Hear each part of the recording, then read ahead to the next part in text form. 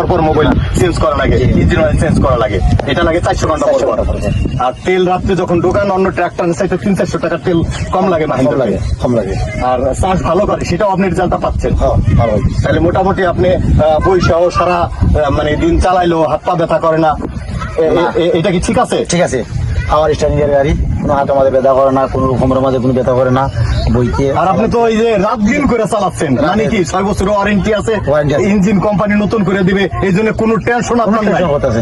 মাশাআল্লাহ, সব দিকে আমার আরাম আছে, মানে ইঞ্জিনিয়ার খুব সমস্যা হইতেছে, ইঞ্জিনিয়ার সাথে সাথে আইতেছে, মানে সবাই আপনার খোঁজ খবর রাখতেছে, গাড়িটা দেওয়ার পরে ঠিক মতো চললো কিনা, কোনো প্রবলেম হচ্ছে কিনা, এগুলো সবসময় খোঁজ খবর মানে রিজন অফিস থেকে নেয়, ঢাকা থেকে নেয়, মাহিন্দ্রা কোম্পানির অফিস থেকেও মাঝে মধ্যে ফোন দিয়ে খোঁজ খবর নেয় যে ঠিক মতো চলতেছে।